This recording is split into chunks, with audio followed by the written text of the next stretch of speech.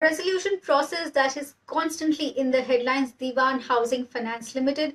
We know that the e-voting window for DHFL is currently open right now. The window which opened in the last week of December will be shutting on 14th of January, and lenders are voting on the resolution plans received from Oaktree Capital, Piramal Enterprises, Adani Properties as well as SC Lowy.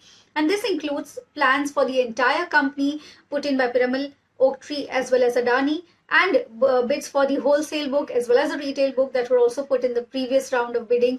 This includes the bids that were put in the last two rounds of bidding that have been shortlisted for voting.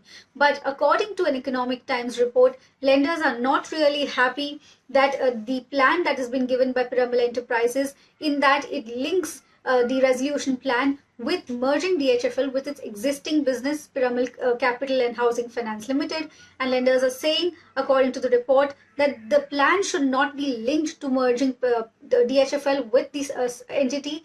But in fact, there's no issue with the merger as such, according to the report.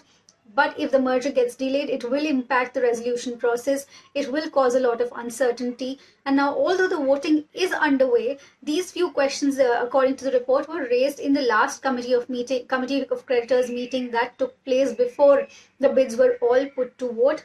According to the report, there is also a response coming in from a Piramal spokesperson saying that their offer is not conditional in nature, and that Piramal Capital and Housing Finance, the bidding entity, has proposed merger in its resolution plan. It is not a step-by-step process. Now, additionally, another clarification has come in that we would like to clarify that neither the COC nor the administrator have reached out to us to seek any clarification or modification to the final resolution plan submitted by us on 22nd December 2020, according to the Piramal spokesperson. But what the report is also saying is that this issue will be taken up post-voting.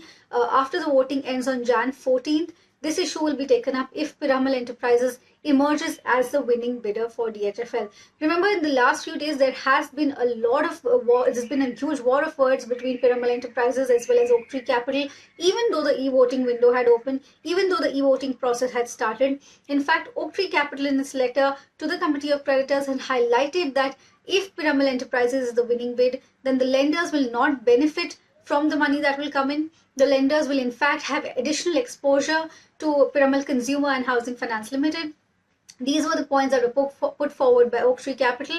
At this point, though, we know that Oaktree's bid stands at around 38,340 crores and Piramal stands at around 37,200 crores.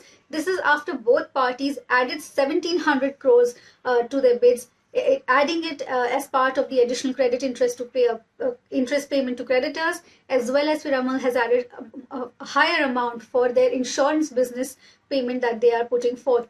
Now, we will have to see whether this issue is taken up. What we are individually picking up from lenders is that there's no official presentation made by any lender on this matter. Piramal has also said that lenders have not really reached out to them to delink the merger process. Clearly, lenders do not have a problem with Piramal merging the DHFL with their business. They just do not want it to be a part of the resolution plan, but that is already being voted on. So we'll have to see whether this can be further taken up after the resolution process, the voting on the resolution plans is done on 14th of January.